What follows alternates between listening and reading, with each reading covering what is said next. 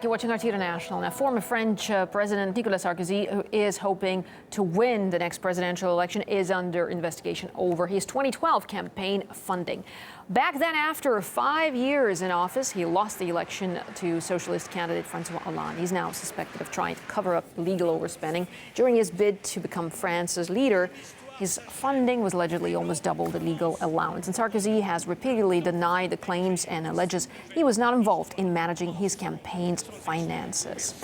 Meanwhile, recent polls have shown 54% support for Sarkozy as he is likely to be a runner for 2017's presidential election. But although his current charges do not necessarily guarantee future prosecution, lengthy legal proceedings might harm his chances of becoming the next French president. Well, let's now cross live to Paris to speak with independent political analyst Gearóid Ó Colmáin.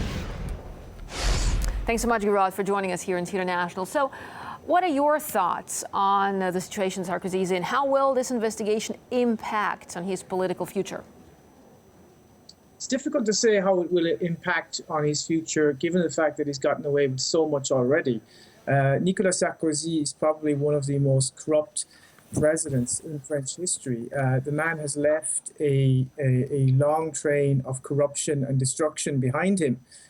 His campaign was also funded by the Libyan government. That was admitted by the Libyan government that they funded his campaign in 2007.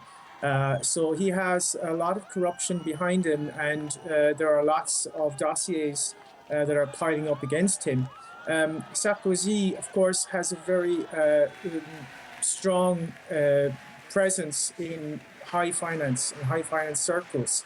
Most of his close colleagues are, directors of banks, directors of corporations, and he has a very strong clique around him. I wouldn't pay too much attention to the polls, because polls are extremely unreliable in France. They can be bought off. Polls can be created on very dodgy research. So the suggestion that he has more than 50% support, I think, is not true. Sarkozy is deeply unpopular, but he is quite a strong member, prominent member of the French financial oligarchy.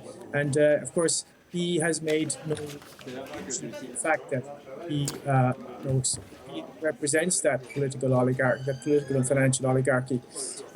So I think if Sarkozy is finally prosecuted for his crimes, it will be a triumph for the French state and the French Republic, which claims to be a republic which respects the rule of law.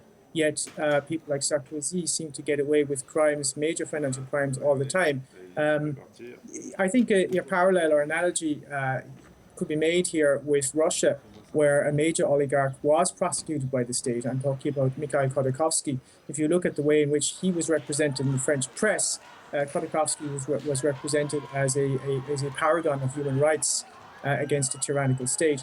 Well, I would like to see the same kind of procedures being brought against Nicolas Sarkozy, not only for his financial crimes, but for his crimes against humanity in Libya, where he was the main proponent for war against that country, which destroyed all of its infrastructure, reduced its population to refugees and paupers.